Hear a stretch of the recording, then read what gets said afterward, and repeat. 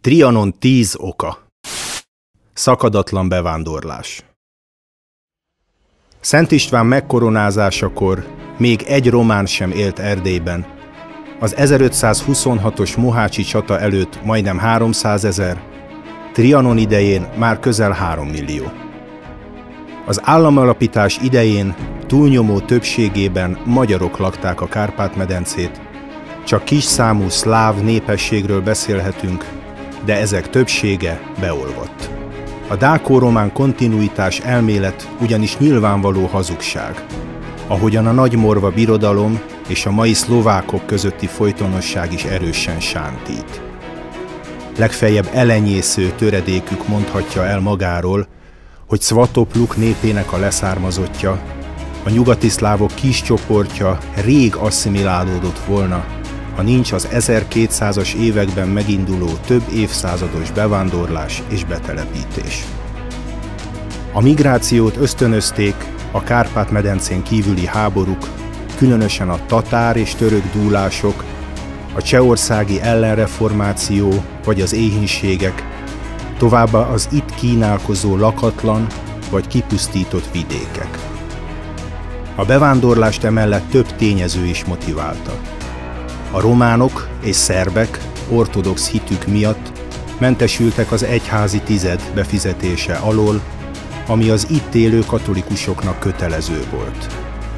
A letelepülő szlovákok és ruszinok többsége 16 évi adómentességben részesült, amíg kiírtják az erdőt, megépítik házukat, majd művelés alá veszik földjüket.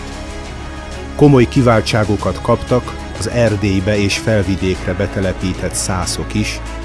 Korpona városában például egy szász ellen folytatott perben csak szászok vallomása számított, a magyaroké semmis. A különböző bevándorolt népek egy része természetesen asszimilálódott a magyarságba, de ez leginkább csak a szétszórtabban letelepített svábokra volt jellemző. A többi csoport sokkal egységesebb maradt, elkülönültebben élt, és a szakadatlan bevándorlás miatt folyamatosan növekedett lélekszámuk. Amíg 1495-ben összesen 186 000 szlovák és ruszin élt Felső-Magyarországon, addig 1920-ban már 1,6 millió szlovák és 420 000 ruszin.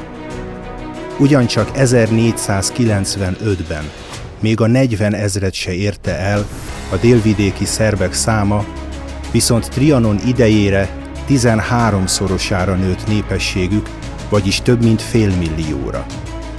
A magyarság aránya eközben 54%-ra csökkent országosan 1920-ra, de az elcsatolt területek mindegyikén kisebbségben élt már a 18. század óta. Sem a Felvidéket, sem Erdélyt, sem Kárpátalját, sem a délvidéket nem tudták volna tőlünk elvenni, ha a magyarság ezekben a régiókban nem lett volna szinte folyamatosan pusztító háborúknak kitéve, és a kihalt vidékekre nem vándoroltak volna be szakadatlanul az említett népek, akik a 19.-20. századra hűtlenné váltak az őket befogadó magyar állammal szemben.